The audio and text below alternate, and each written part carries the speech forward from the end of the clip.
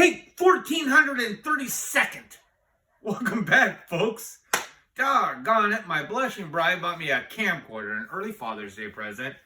I can't figure it out, so here we go. You know, tomorrow is practice, real practice.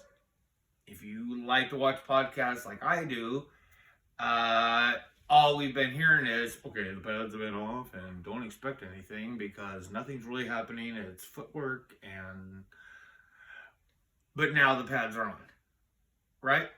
And I'm wondering out there if there's anybody that's looking forward to some rainy days, like days that are like not quite rainy enough to kick them out of the field. You know, I can't wait to see some of those pictures and some of those videos. You know, that's what I look forward for.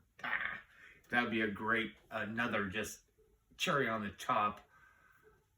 Well, maybe not cherry, but it'd be nice sprinkles as far as Omar Khan. If we could get some weather that would make some muddy days for us fans to take a look at our Pittsburgh Steelers. You know, I don't know if we filled it all the way to the capacity right now at 90, to be honest. We might be 88, 89, 90. I think it's 89. Oh, so fine, 89 when I graduated. And so I started looking at the roster, right? And someone was kind enough to write an article about it, and they broke it down into positions. And we can joke all we want about Omar Khan's obsession with guard. You know, there's like a dozen wide receivers. 3/4 of them I really like, man, for different reasons, or I can just imagine, you know? And I get so excited. Right now is a really exciting time. I hope this is exciting for you, and just let it be. Even though it's like I fly on the wings of anticipation, even though I know the thud of the crash is going to come, you know? But now is the time for all these cats, you know, all these guys to come out, and it's go time, you know? And we have this wide receiver group, I can't imagine the job of whittling it down, you know? There's so many, you know, it's kind of a big deal. You know, we get 5 to 8, whatever, draft picks a year, right? You know? And if we have 2 to 3 of those last through a second contract, it's pretty amazing. It doesn't happen. I mean, you know, if we have all this love and hope that we have, you know, embrace it. It's a great time. Enjoy the roller coaster. But in the end, we got to tell ourselves, you know, there's just not a lot of fellas that make it, you know. And that's not even counting, because look at our undrafted free agents. I mean, I've said on the podcast before how excited I am about this. Is something that's going to happen this year, where I've always said 1 to 3, but I mean 2 to 3 of those men are going to make a substantial difference in this team next season, you know? And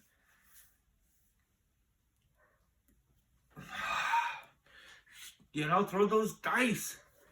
Go David Perales. Go Monte. You know what I mean? They call me Pot. Go Monty. You know what I mean? Go Graham. Go all you cats. Go Butler. You know what I mean? Just everybody. You know? I know he's the XFL, whatever. You know? And that Fitzgerald. Man. There's so many great names, you know? This is going to be such an exciting time, you know? And I thought I was wearing a ball cap. Wear a hard hat all day, you get weird. Yeah, that's what did it. but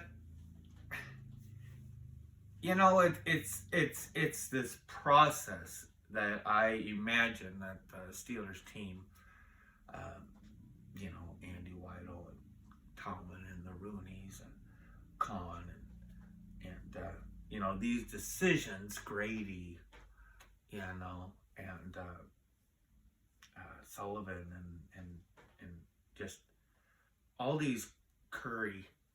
Like, I really want to do a podcast on just the two linebacker coaches. You know what I mean? And I can't wait to see Golden. Folks, okay. The reason why I want to make this is because I kept thinking about, you know, you always hear about uncoachable skills. Okay? You know? And to me, when they say uncoachable skills, they're saying things like length, you know what I mean? You can't teach a guy to be 6'3", right? You know? And like speed, you may get somebody faster, but you're not going to get elite speed. You know, that is that fella. You know, those are, so you have that on one hand, and then you also have the intangibles. The intangibles were brought up to me because I think it was Wednesday or Thursday morning. My first, if it's available, my first listen every morning is DK Sports Daily Shot. And it wasn't that he was talking about the intangibles, but somehow, because he's so good, he's like not a well, he is a wordsmith, but he gives it to us nice. But he said something, and he mentioned the word intangibles. And I've heard intangibles plenty of times. And I even went on the next day, like, you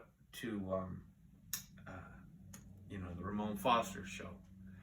And I tried to throw up a hey Moan, you know, would you please, what are intangible qualities that you see, you know, or what the Steelers could see,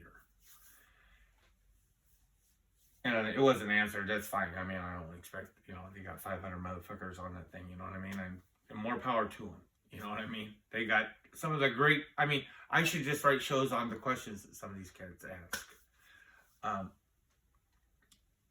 But so I wanted to kind of think about it myself, right? And I have to, you just wait until I have a teleprompter in context. So what I was wondering is, where is that balance? How is my team going to look at that balance of uncoachable skills, potential, and these intangibles? You know, and the definition of intangible, this is like the anti-definition. It's impossible to describe exactly or to give an exact value to. Okay? So I started looking at what are intangible things that people look forward to seeing in others, you know, and I guess I went on to a hiring site, you know, so I'm going to throw out a couple of them. First off is there's no ego, or if you want to say we all have ego, they have a firm grasp of their ego, right? And I think some of these things can be put out there to football players. That's the whole point of this. Another thing is that they hold themselves accountable. Holding themselves accountable is definitely, it's a self-honesty thing, you know. It's not just I fucked up, you know, it's a figuring shit out, right? You know. They're not easily satisfied. You know, I see a lot of this in these players that Omar is bringing in. Even like people, there's like this weird shit going on right now with Najee. You know, like this little bit of pony or whatever, fuck, you know, bad, you know, whatever, you know. And he seems like a running back version of Kenny Pickett being a quarterback, you know. Like he wanted to get in with that line last year. He wanted to improve, you know. And he knew that he's better, you know what I mean? Or at least he knew that he could be more efficient with whatever product was in front of him just by becoming smarter. They can manage conflict. You know, that's as far as like I remember working on a job one time, a drywaller. We're putting like 3 sheets of drywall on, and this guy that I was working with got all mad because the screw wouldn't go in because we're using these screws that were this long to get through all the drywall. And he threw this thing down. I looked at him. I'm like, because I used to mouth off and cuss all the time. And I looked at him. I'm like, man, that's not who I want to be, you know. And so these men can manage conflict, you know, even if it's disgruntledness that just goes in a locker room, up and down real fast. You know what I mean? Right.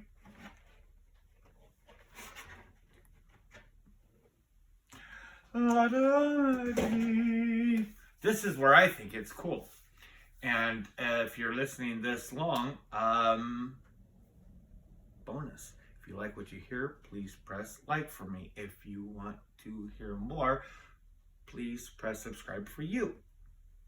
Any comments? I love them all, but this is the one that I like the most.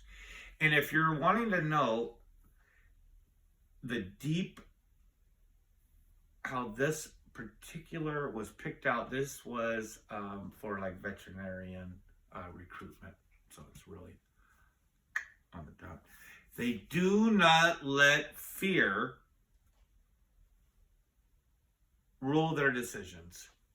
You know, in the late 80s was when like Tony Robbins was just coming out like in the middle of the night. I used to watch all that stuff, you know, even being a teenager. And the one thing that always stuck out to me is that men and women do things 90% out of their choices, out of the actions that they do are based out of fear, and 10% are based out of pleasure. Like we go to, like so many people go to work so they don't have to be homeless. Makes, right? That's, or some people collect stamps just because it makes them feel good. You know, it is what it is, you know. But the more of these choices you can make, you're more in tune, right? And I start thinking, I'm like, I remember another great interview with Monty Pottenbaugh, the fullback, you know, and he talked about that word, fearless, you know. And I could tell it was one of the best interviews. Someone chirped on me because I thought it was DK doing interviewing, but it was one of the best interviews because you could, this feeling out of this guy, you know. And it was not all about just throwing your body everywhere. It wasn't, you know, you could feel it when he was talking, you know. It's about a mindset. And I think we have got a lot of fearless men hired on this team. It's there's so much to look forward to.